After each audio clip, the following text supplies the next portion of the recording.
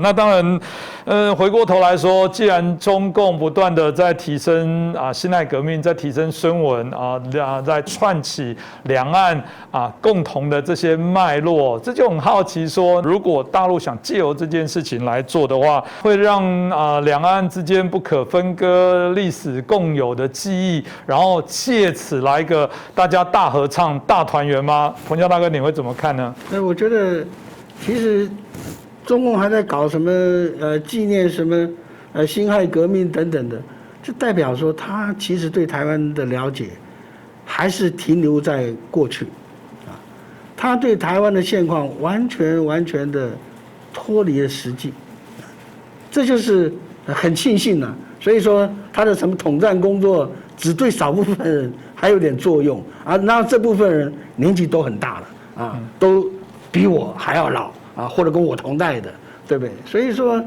这就是这个代表他们的认知是多么的迂腐，多么的不能与时并进。今天我觉得台湾就是一个所谓的开放社会。开放社会什么意思？在台湾真的没有什么叫做了不起的什么伟人没有这些历史的这些的图腾历史的神话我觉得台湾最大的好处在哪里？就是越来越人间化。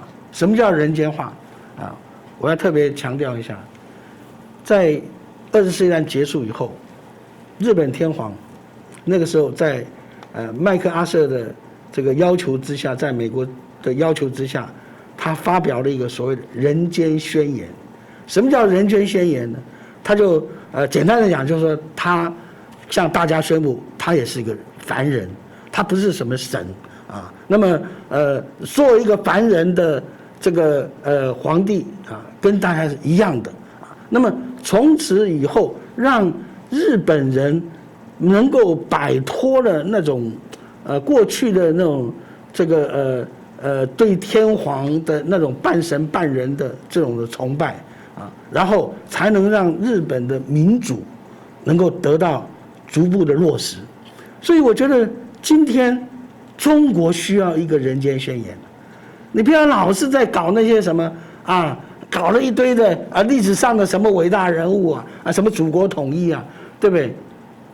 实实在在讲，国家的目的就是要让每一个人每一个个人能够得到一个安居乐业，得到一个生命繁衍得到一个幸福安康安全的这么一个人生国家不该有它独特的使命，独特的任务好像为了国家每个人就应该怎么样。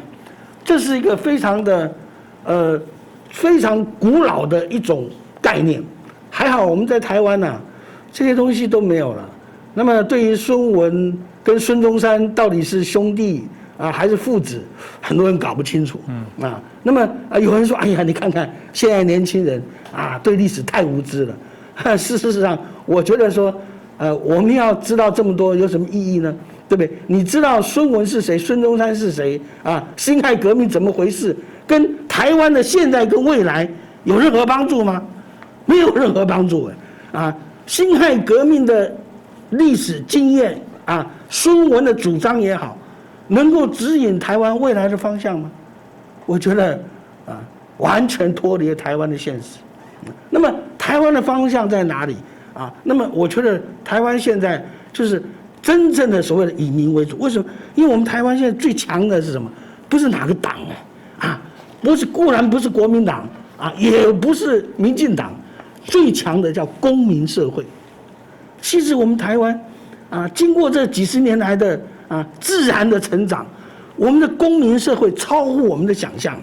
公民社会有他们自己的一套的对于舆论的形成、目标的形成，对不对？所以你看到我们台湾，现在我们逐渐的走出了一个人间台湾我们没有在追求什么伟大的什么目标理想什么，而是说大家都努力赚钱然后大家都觉得说，哎呀，我应该为社会奉献什么。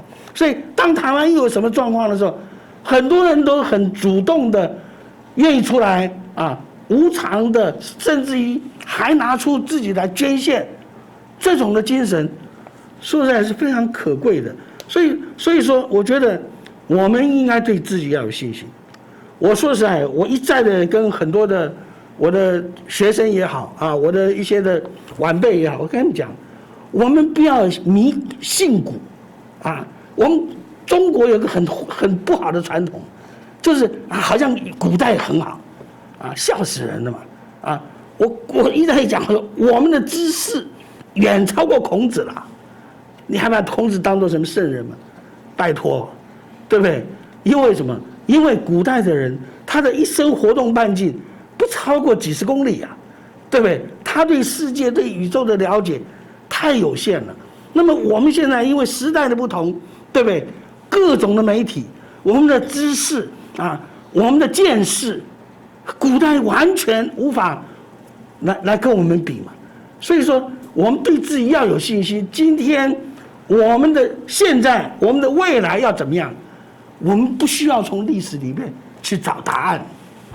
我们自己现在的台湾人，绝对有能力为台湾如何治理，为台湾如何面对啊国际的问题、两岸的问题，我们台湾人有能力解决啊，不需要啊像什么朱凤莲那种管家婆似的啊，没事指指点点啊，骂国民党的主席哪根葱，对，这种管家婆啊，真的啊，对台湾来讲，这啊，好像是历史连续剧里的人物啊，对不对？我们哪需要他们来指点呢？对不对？我们哪样东西做得不好？